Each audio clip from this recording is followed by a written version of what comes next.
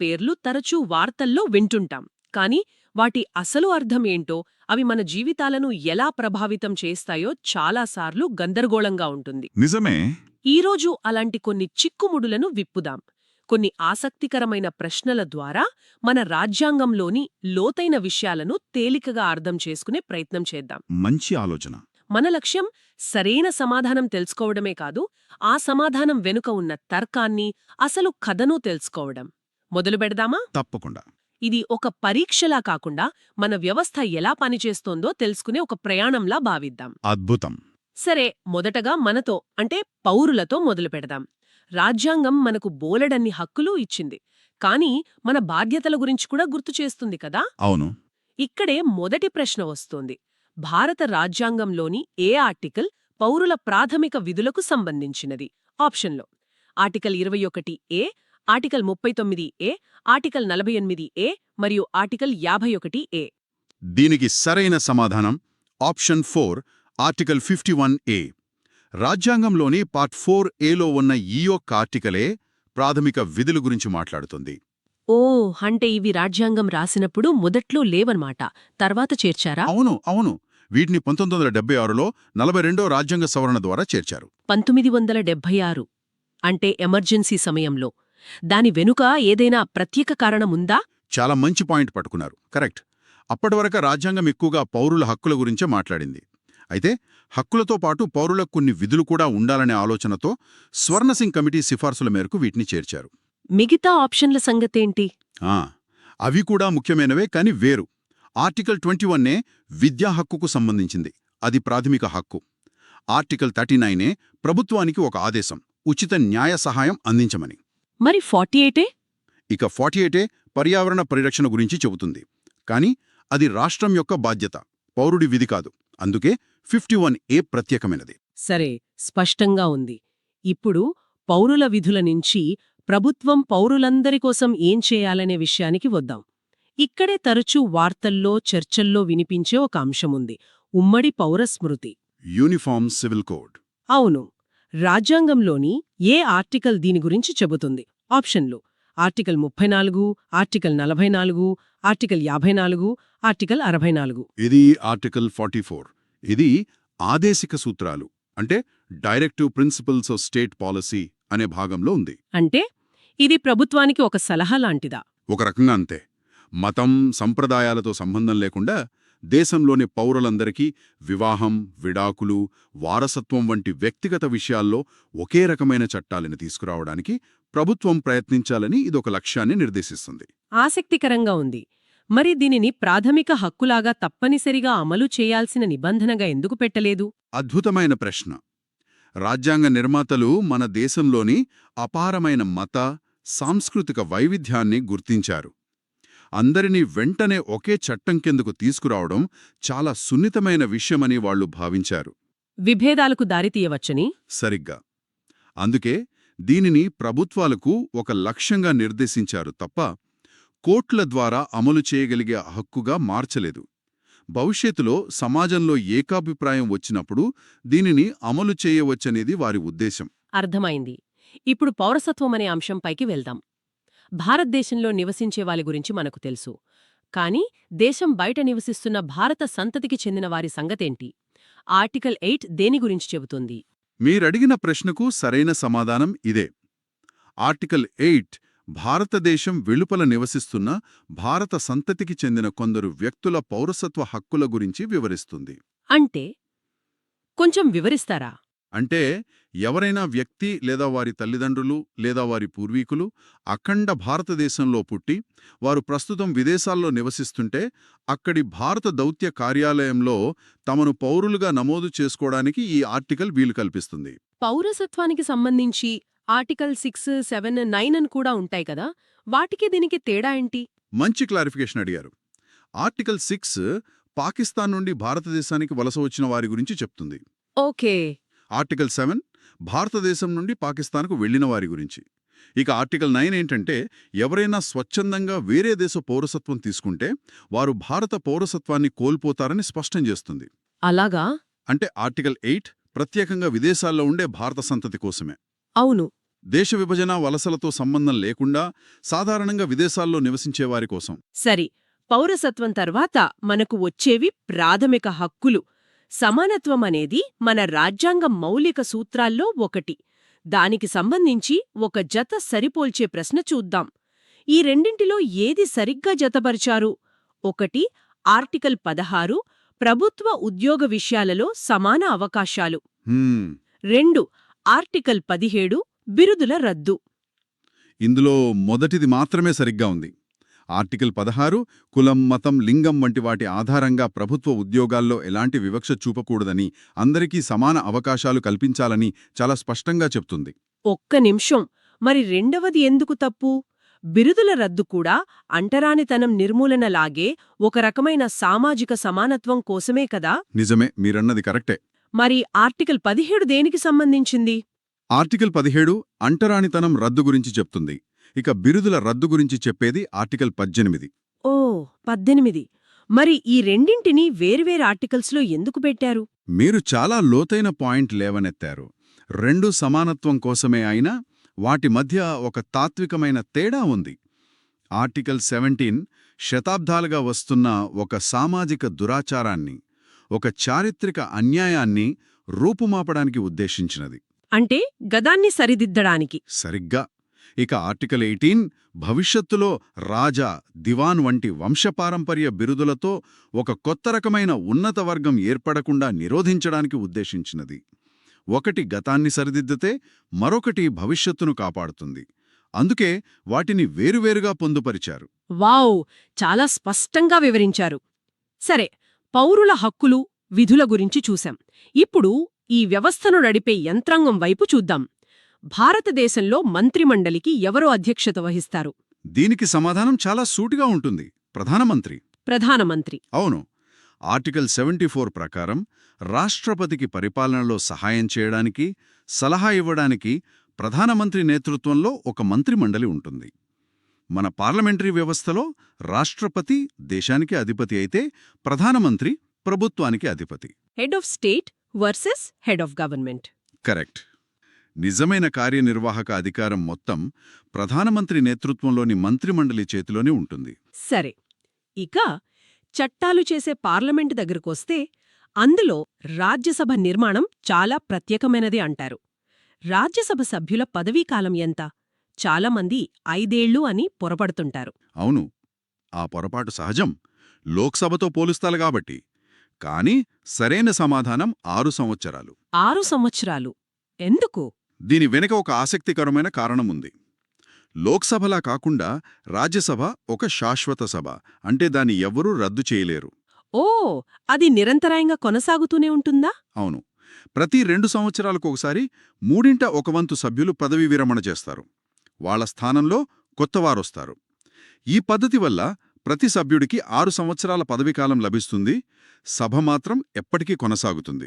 అంటే దేశంలో రాజకీయ అస్థిరత ఉన్నప్పుడు కూడా ఇది ఒక మార్గనిర్దేశం చేయగలదనా? సరిగ్గా అదే ఉద్దేశ్యం. అనుభవజ్ఞుల సభగా దేశానికి మార్గనిర్దేశం చేయగలదనేది దీని వెనుకున్న ఆలోచన. రాజ్యసభ గురించి మరో ప్రశ్న. ఎన్నికైన సభ్యులే కాకుండా కొంతమందిని రాష్ట్రపతి నామినేట్ చేస్తారు కదా, అలా ఎంతమంది సభ్యులను నామినేట్ చేస్తారు? రాష్ట్రపతి 12 మంది సభ్యులను నామినేట్ చేస్తారు. 12? అవును. ఆర్టికల్ 80 ప్రకారం సాహిత్యం, విజ్ఞానం, కళ మరియు సామాజిక సేవ వంటి రంగాలలో విశేష పరిజ్ఞానమున్న వారిని నామినేట్ చేయవచ్చు. ప్రత్యక్ష ఎన్నికల్లో గెలవలేని మేధావులు, కళాకారులు, నిపుణుల సేవలను దేశం ఉపయోగించుకోవాలనే గొప్ప ఆశయంతో ఈ ఏర్పాటు చేశారు. చాలా మంచి ఆలోచన. సరే, ఇక న్యాయ వ్యవస్థ వైపు వద్దాం. మన దేశంలో అత్యున్నత న్యాయస్థానం సుప్రీంకోర్టు. దాని అధికారాలకు సంబంధించి ఈ రెండిట్లో ఏది సరైనది? 1, ఇది హైకోర్టుల న్యాయమూర్తులను బదిలీ చేయగలదు. 2, ఇది కేసులను ఒక హైకోర్టు నుండి మరొక హైకోర్టుకు బదిలీ చేయగలదు. ఇక్కడ 2 సరైనవే. 2నా? అవును. ఆర్టికల్ 222 ప్రకారం సుప్రీంకోర్టు ప్రధాన న్యాయమూర్తిని సంప్రదించిన తర్వాత రాష్ట్రపతి ఒక హైకోర్టు న్యాయమూర్తిని మరొక హైకోర్టుకు బదిలీ చేయవచ్చు. ఇందులో సుప్రీంకోర్టు పాత్ర చాలా కీలకం. మరి కేసుల బదిలీ? అది ఆర్టికల్ 139A ప్రకారం. న్యాయం సత్వరంగా జరగడం కోసం లేదా ఒకే రకమైన కేసులు వేర్వేరు హైకోర్టులలో ఉన్నప్పుడు సుప్రీంకోర్టు ఒక కేసును ఒక హైకోర్టు నుండి మరొక దానికి బదిలీ చేయగలదు. న్యాయ వ్యవస్థకు సంబంధించి మరో ముఖ్యమైన అంశం రిట్స్. ఒక ప్రభుత్వ అధికారి తన చట్టపరమైన విధిని నిర్వర్తించడంలో విఫలమై దానివల్ల ఒక వ్యక్తి హక్కుకు భంగం కలిగినప్పుడు న్యాయస్థానం ఏ రిట్టు జారీ చేస్తుంది? ఆ రిట్ పేరు మ్యాండమస్. ఈ రిట్స్ అనేవి రాజ్యాంగం మనకిచ్చిన సూపర్ పవర్స్ లాంటివి. Super powers? అవును, ప్రభుత్వం తప్పు చేస్తే నేరుగా సుప్రీంకోర్టు తలుపు తట్టే అధికారం ఇవి మనకిస్తాయి. లాటిన్లో మ్యాండమస్ అంటే మేము ఆజ్ఞాపిస్తున్నాము అని అర్థం. ఒక ప్రభుత్వ అధికారి చేయాల్సిన పనిని చట్టప్రకారం చేయనప్పుడు ఆ పనిని చేయండి అని కోర్టు ఆదేశిస్తుంది. ఓకే. దీనిలాగే ఒక వ్యక్తి చట్టవిరుద్ధంగా ఒక ప్రభుత్వ పదవిలో ఉన్నాడని తేలితే అప్పుడేంటి? అప్పుడు జారీ చేసేది క్వో వారెంటో. క్వో వారెంటో? అవును, దీని అర్థం ఏ అధికారంతో అని. ఎవరైనా ఒక ప్రభుత్వ పదవికి అర్హత లేకుండానే దాన్ని పొందితే మీరు ఏ అధికారంతో ఈ పదవిలో ఉన్నారు అని ప్రశ్నిస్తూ కోర్టు ఈ రిట్ను జారీ చేస్తుంది. ఇది నియామకాలలో పారదర్శకతను కాపాడుతుంది. చాలా స్పష్టంగా ఉంది. ఇప్పుడు మన సమాఖ్య వ్యవస్థ వైపు వద్దాం. కేంద్రానికి రాష్ట్రాలకు మధ్య అధికారాల పంపకం. కింది వాటిలో ఏది రాష్ట్ర జాబితాలో ఉంటుంది? 1. రైల్వేలు. 2. ప్రజారోగ్యం. ఇందులో ప్రజారోగ్యం రాష్ట్ర జాబితాలో ఉంటుంది. రైల్వేలు కేంద్ర జాబితాలో ఉంటాయి. ఈ జాబితాల విభజన ఎలా పనిచేస్తుంది? దీన్ని ఒక పెద్ద ఇంట్లోని పనుల విభజనలా ఊహించుకోవచ్చు. రక్షణ, రైల్వేలు, విదేశీ వ్యవహారాలు వంటి దేశమంతటికీ సంబంధించిన పెద్ద పనులు కేంద్ర జాబితా. అంటే ఇంటి యజమాని చూసుకునే పనుల్లాగా? సరిగ్గా. పోలీస్, వ్యవసాయం, ప్రజారోగ్యం వంటి స్థానిక అవసరాలు రాష్ట్ర జాబితా.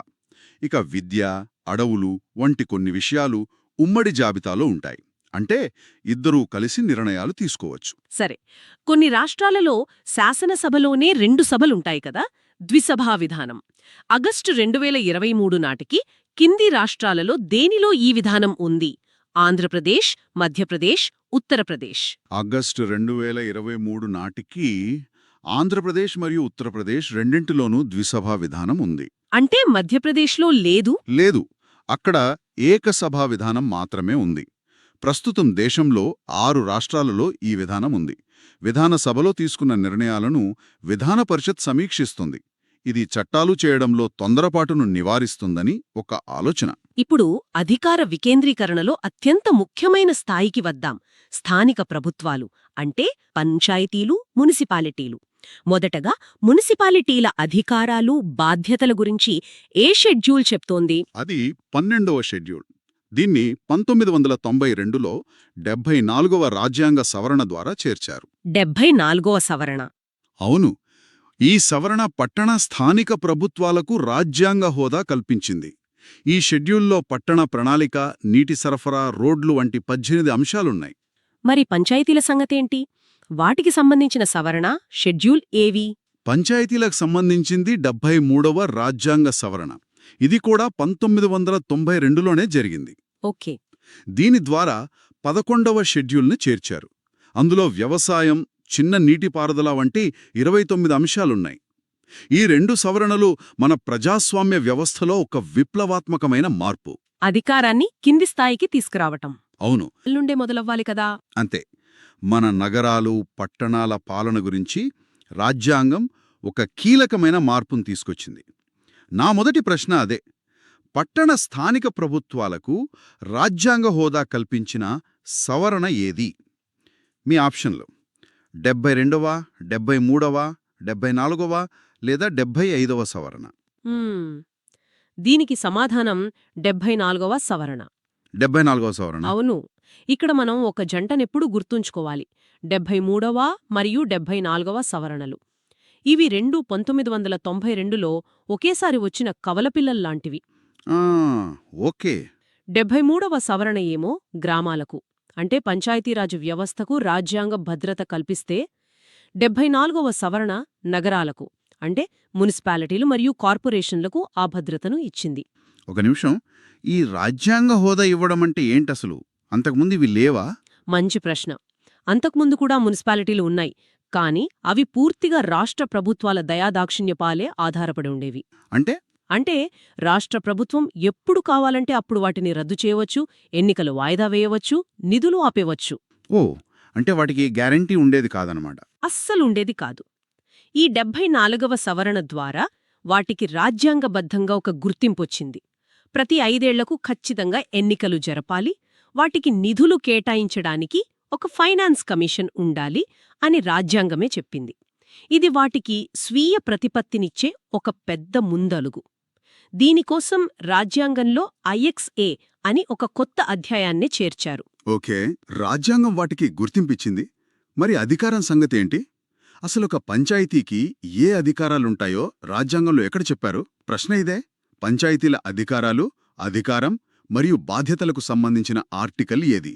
ఆప్షన్లు: ఆర్టికల్ 243C, 243W, 243S మరియు 243G. దీనికి సరైన సమాధానం ఆర్టికల్ 243G. 243G. అవును. ఇక్కడ జీని గ్రావం అని గుర్తుపెట్టుకోవచ్చు. ఈ ఆర్టికల్ చాలా తెలివిగా రూపొందించబడింది. ఇది పంచాయతీలకు నేరుగా అధికారాలను ఇవ్వదు, బదులుగా రాష్ట్ర శాసనసభలకు ఒక మార్గనిర్దేశం చేస్తుంది. అంటే ఒక గైడ్లైన్ లాంటిదా? కరెక్ట్. పంచాయతీలను స్వపరిపాలన సంస్థలుగా తీర్చిదిద్దండి, వాటికి అవసరమైన అధికారాలను బదలాయించండి అని చెబుతుంది. అంతేకాదు, 11వ షెడ్యూల్లో ఒక జాబితా ఇచ్చి వ్యవసాయం, తాగునీరు, గ్రామీణ గృహ నిర్మాణం వంటి 29 అంశాలను వాటికి అప్పగించవచ్చని సూచిస్తోంది. ఆసక్తికరంగా ఉంది. అంటే రాజ్యాంగం ఒక దారి చూపించింది, కానీ నడవాల్సింది రాష్ట్ర ప్రభుత్వాలే అన్నమాట. అందుకే కొన్ని రాష్ట్రాల్లో పంచాయతీలు బలంగా, మరికొన్ని రాష్ట్రాల్లో బలహీనంగా ఉంటాయి కదూ? ఖచ్చితంగా. అధికారాన్ని వికేంద్రీకరించడానికి రాష్ట్రాలు ఎంతవరకు సిద్ధంగా ఉన్నాయి అనే దానిపైనే ఇది ఆధారపడి ఉంటుంది. ఇదే సందర్భంలో ఆప్షన్లలో ఉన్న ఆర్టికల్ 243W కూడా అధికారాల గురించే చెబుతోంది. అవును, అది కూడా ఉంది. కానీ అది మున్సిపాలిటీల గురించి. డబ్ల్యూని మనం వార్డ్ లేదా పట్టణ ప్రాంతంగా గుర్తుంచుకోవచ్చు. జీ గ్రామాలకు, డబ్ల్యూ పట్టణాలకు. ఇదొక చిన్న టెక్నిక్. మంచి టిప్. సరే, ఈ మొత్తం వ్యవస్థ వెనుక ఉన్న అసలు ఫిలాసఫీ ఏంటి? స్థానిక ప్రభుత్వాల ఉద్దేశం ఏమిటి అనే దానిపై ఒక ప్రశ్న ఉంది. 2 వాక్యాలున్నాయి, వాటిలో ఏవి సరైనో చెప్పాలి. వాక్యం ఐ: స్థానిక ప్రభుత్వం పౌరుల రోజువారీ జీవిత సమస్యలతో ముడిపడి ఉంటుంది. వాక్యం ఐ: ప్రజాస్వామ్య నిర్ణయాలకు స్థానిక పరిజ్ఞానం మరియు స్థానిక ఆసక్తి అవసరమని స్థానిక ప్రభుత్వం నమ్ముతోంది. ఇక్కడ సందేహమే లేదు, 2 సరైనవే. ఈ 2 వాక్యాలు స్థానిక స్వపరిపాలన యొక్క ఆత్మను పట్టుకున్నాయి. ఎలా? మొదటి వాక్యం చెప్పినట్లు, మన వీధిలో లైట్లు వెలగకపోయినా, కుళాయిలో నీళ్లు రాకపోయినా మనం ముఖ్యమంత్రికో ప్రధానమంత్రికో ఫోన్ చేయం కదా. చెయ్యం. మనం వెళ్లేది వార్డు కౌన్సిలర్ దగ్గరకో, సర్పంచ్ దగ్గరకో. అంతే. అందుకే అది మనకు అత్యంత సమీపంలో ఉండే ప్రభుత్వం. ఇక 2వ వాక్యం వికేంద్రీకరణ సూత్రాన్ని చెబుతోంది. ఒక గ్రామంలో చెరువు ఎక్కడ తవ్వాలి, బడి ఎక్కడ కట్టాలి అనే విషయం రాష్ట్ర రాజధానిలో కూర్చున్న అధికారి కంటే ఆ గ్రామ ప్రజలకే బాగా తెలుస్తుంది. నిజమే, ఇదే స్థానిక పరిజ్ఞానం. అవును. ఆ నిర్ణయం వారి జీవితాలను ప్రభావితం చేస్తోంది కాబట్టి అది స్థానిక ఆసక్తి. ఈ రెండింటినీ కలిపినప్పుడే నిజమైన ప్రజాస్వామ్యం పనిచేస్తుంది. అద్భుతంగా వివరించారు. మనం స్థానిక ప్రభుత్వాల నుండి కొంచెం పైకి వద్దాం. ప్రభుత్వం, ప్రజల గురించి మాట్లాడుకున్నాం. ఇప్పుడు పౌరులుగా మన బాధ్యతల గురించి చూద్దాం. మన రాజ్యాంగంలో మొదట హక్కులు మాత్రమే ఉండేవి. తర్వాత విధులను చేర్చారు.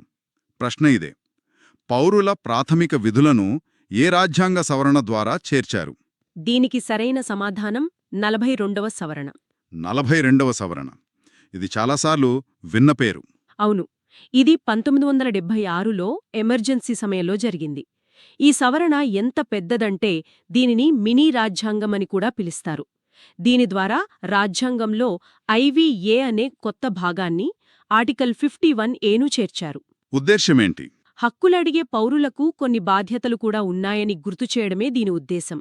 ఉదాహరణకు, రాజ్యాంగాన్ని గౌరవించడం, జాతీయ పతాకాన్ని మరియు గీతాన్ని గౌరవించడం, దేశాన్ని రక్షించడం, మన మిశ్రమ సంస్కృతిని కాపాడటం వంటివి.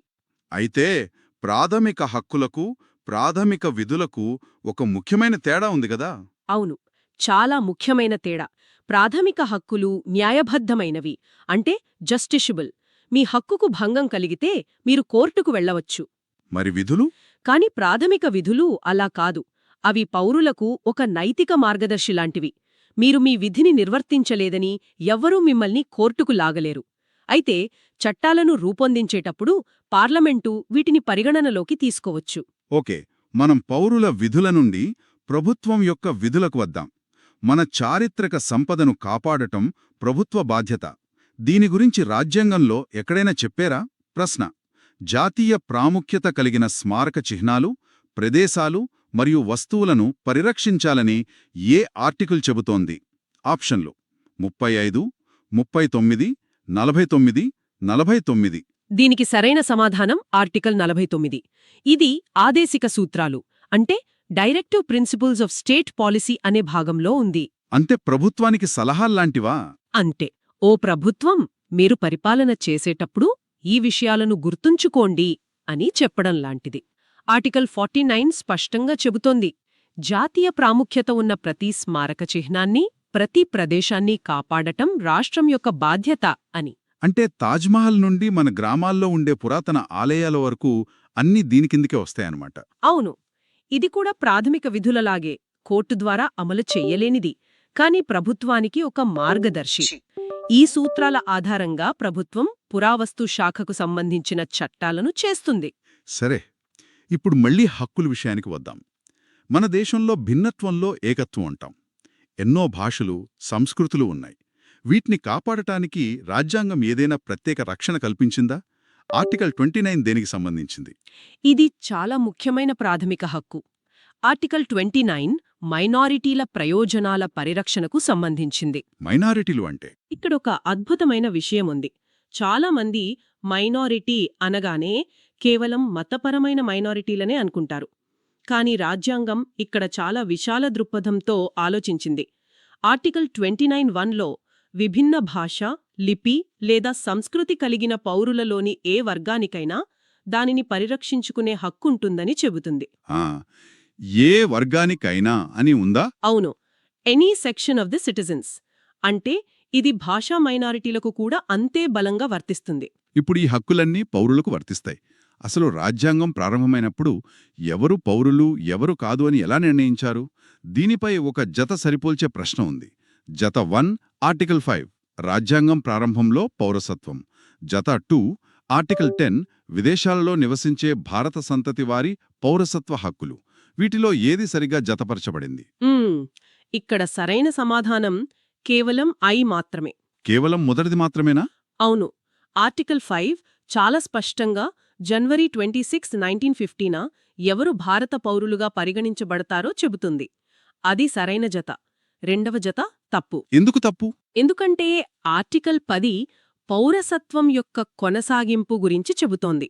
అంటే పార్లమెంటు ఏదైనా చట్టం చేసే వరకు మీ పౌరసత్వం కొనసాగుతుందని హామీ ఇస్తోంది. విదేశాలలో ఉన్న భారత సంతతి వారి పౌరసత్వ హక్కుల గురించి చెప్పేది ఆర్టికల్ 8, 10 కాదు. ఓకే, రాష్ట్రాలు, కేంద్రం. ముందుగా రాష్ట్ర శాసనసభల గురించి. ఆగస్టు 2023 నాటికి ఈ కింది రాష్ట్రాలలో ద్విసభా శాసనసభ లేనిది ఏది? కర్ణాటక, ఆంధ్రప్రదేశ్, బీహార్, పశ్చిమ బెంగాల్. ఖర్చుతో కూడుకున్నది మరియు కొన్నిసార్లు రాజకీయ నాయకులకు పునరావాస కేంద్రంగా మారుతుందనే విమర్శ కూడా ఉంది. అందుకే పశ్చిమ బెంగాల్ 1969లోనే తన విధాన పరిషత్ను రద్దు చేసుకుంది. మరి ఆంధ్రప్రదేశ్ సంగతి? అక్కడ కూడా రద్దు తీర్మానం చేశారు కదా. మంచి పాయింట్. ఆంధ్రప్రదేశ్ శాసనసభ రద్దు తీర్మానాన్ని ఆమోదించింది. కానీ ఒక రాష్ట్రం విధాన పరిషత్ను ఏర్పాటు చెయ్యాలన్నా, రద్దు చెయ్యాలన్నా ఆఖరి ఆమోదం పార్లమెంటు నుండి రావాలి. ఆగస్టు 2023 నాటికి ఆ తీర్మానానికి పార్లమెంట్ ఆమోదం లభించలేదు. కాబట్టి ఆ తేదీ నాటికి ఆంధ్రప్రదేశ్లో విధాన పరిషత్ ఉనికిలోనే ఉంది. Okay, clear. ఇక రాష్ట్రానికి రాజ్యాంగబద్ధమైన అధిపతి గవర్నర్. మరి గవర్నర్ను ఎవరు నియమిస్తారు? రాజ్యాంగం ప్రకారమైతే రాష్ట్రపతి నియమిస్తారు. ఆర్టికల్ 155 ఈ విషయాన్ని స్పష్టంగా చెబుతుంది. అయితే ఆచరణలో ప్రధానమంత్రి మరియు కేంద్ర మంత్రిమండలి సలహా మేరకే రాష్ట్రపతి ఈ నియామకం చేస్తారు. ఇది మన సమాఖ్య వ్యవస్థలో చాలా సున్నితమైన మరియు కొన్నిసార్లు వివాదాస్పదమైన అంశం కూడా. ఇప్పుడు కేంద్రానికొద్దాం. పార్లమెంట్లోని ఎగువ సభ అయిన రాజ్యసభకు చైర్మన్గా ఎవరు వ్యవహరిస్తారు? ఉపరాష్ట్రపతి. ఇది ఒక ఎక్స్ అఫిషియో పదవి. అంటే ఒక పదవిలో ఉండటం వల్ల మరో పదవి దానంతటా అదే లభించడం. అంటే ఉపరాష్ట్రపతిగా ఎన్నికైన ప్రతి ఒక్కరూ ఆటోమేటిక్గా రాజ్యసభ చైర్మన్ అయిపోతారన్నమాట. అంతే. దీనికోసం ప్రత్యేక నియామకం గానీ ఓటింగ్ గానీ ఉండదు. రాజ్యాంగంలోని ఆర్టికల్ 64 ఈ విషయాన్ని చెప్తుంది. ఇప్పుడు ఓకే, సరే, ఒకవేళ ఈ హక్కులకు భంగం కలిగితే లేదా ఒక అధికారి తన అధికారాన్ని దుర్వినియోగం చేస్తే పౌరులకున్న రక్షణేమిటి? ఇక్కడే రిట్స్ అనే వస్తాయి కదా. కరెక్ట్. అవి చాలా శక్తివంతమైన సాధనాలు. దానిపై ఒక ప్రశ్న.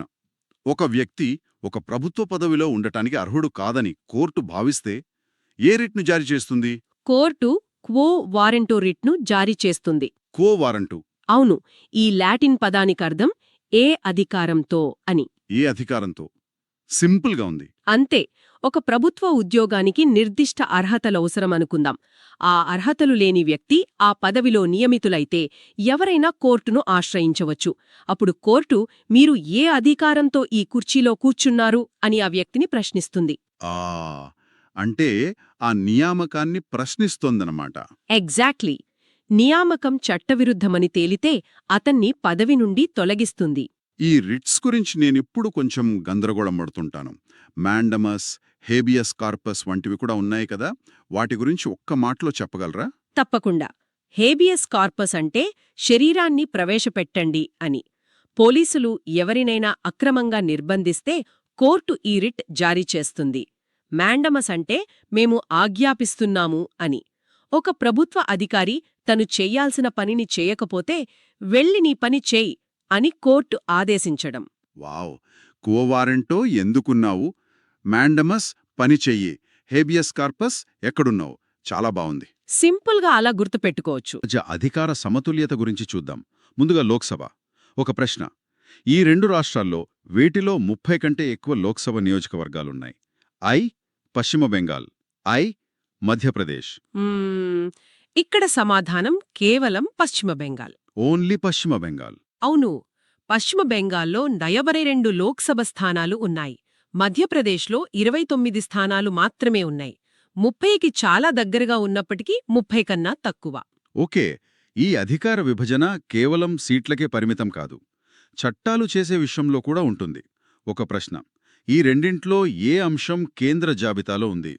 ఐ అడవులు, ఐ రక్షణ. రక్షణ, డిఫెన్స్ మాత్రమే కేంద్ర జాబితాలో ఉంది.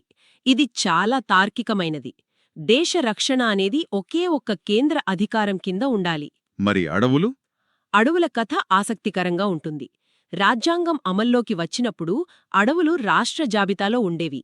కాని 1976లో అదే 42వ సవరణ ద్వారా అడవులను ఉమ్మడి జాబితాకు మార్చారు. ఉమ్మడి జాబితా అంటే కంకరెంట్ లిస్ట్. అవును. పర్యావరణ పరిరక్షణ అనేది ఒక రాష్ట్రానికి మాత్రమే పరిమితమైన విషయం కాదని, అది జాతీయ ప్రాముఖ్యత కలిగిన అంశమని భావించడం వల్లే ఈ మార్పు చేశారు. అంటే ఇప్పుడు అడవులపై కేంద్రం, రాష్ట్రాలు 2 చట్టాలు చేయవచ్చన్నమాట. ఇది చాలా ముఖ్యమైన విషయం. ఇప్పుడు చివరి ప్రశ్నకు వద్దాం. ఇది లోక్సభ, రాజ్యసభల మధ్య ఉన్న అధికార సమతుల్యతకు సంబంధించింది. 2 వాక్యాలున్నాయి. ఐ లోక్సభ ద్రవ్య మరియు సాధారణ బిల్లులను ప్రవేశపెట్టి ఆమోదించగలదు. 2 లోక్సభ రాష్ట్ర జాబితాలోని అంశాలపై చట్టాలు చేయడానికి పార్లమెంటుకు అధికారం ఇవ్వగలదు. వీటిలో ఏవి సరైనవి? ఇక్కడ కేవలం మొదటి వాక్యం మాత్రమే సరైనది. కేవలం ఐ మాత్రమేనా? అవును. డబ్బుకు సంబంధించిన విషయాల్లో, అంటే మనీ బిల్స్ విషయంలో లోక్సభదే పూర్తి అధికారం. ద్రవ్యబిల్లును కేవలం లోక్సభలోనే ప్రవేశపెట్టాలి. రాజ్యసభ కేవలం సూచనలు మాత్రమే ఇవ్వగలదు. వాటిని పాటించాల్సిన అవసరం లోక్సభకు లేదుగదా? లేదు. అందుకే లోక్సభను పర్స్ మీద నియంత్రణ ఉన్న సభ అంటారు. మరి రెండో వాక్యం ఎందుకు తప్పు? అది చాలా శక్తివంతమైన అధికారంలా ఉంది గదా? అవును, కాని ఆ ప్రత్యేక అధికారం లోక్సభకు లేదు, రాజ్యసభకుంది. ఓ, రాజ్యసభకా? అవును. ఆర్టికల్ 249 ప్రకారం జాతీయ ప్రయోజనాల దృష్ట్యా రాష్ట్ర జాబితాలోని ఒక అంశంపై పార్లమెంటు చట్టం చేయాల్సిన అవసరం ఉందని రాజ్యసభ భావిస్తే అది ఒక ప్రత్యేక తీర్మానాన్ని ఆమోదించాలి. అప్పుడు మాత్రమే పార్లమెంటు ఆ చట్టం చేయగలదు. రాజ్యసభను కౌన్సిల్ ఆఫ్ స్టేట్స్ అంటారు కదా, రాష్ట్రాల హక్కులను కాపాడే ఈ ప్రత్యేక అధికారం దానికి ఇవ్వడంలో ఒక అర్థముంది. అద్భుతమైన విశ్లేషణ. ఒక గ్రామ పంచాయతీ నుండి పార్లమెంటు వరకు, పౌరుల హక్కుల నుండి ప్రభుత్వాల బాధ్యతల వరకు రాజ్యాంగం గీసిన ఈ అధికార పటాన్ని మనం చాలా వివరంగా చూశాం. నిజమే. కేవలం సమాధానం తెలుసుకోవడం కాదు, దాని వెనుకున్న ఎందుకో అనేదాన్ని అర్థం చేసుకోవడం ముఖ్యం. వినేవారికి ఒక ఆలోచన వదిలిపెడుతున్నాను. మనం ఇప్పటివరకు కాగితంపై ఉన్న నియమాల గురించి, నిర్మాణాల గురించి చర్చించాం. కానీ క్షేత్రస్థాయిలో పరిస్థితి ఏంటి? అదే, ఈ చట్టాల స్ఫూర్తి వాస్తవంలోకి ఎలా అనువదించబడుతోంది?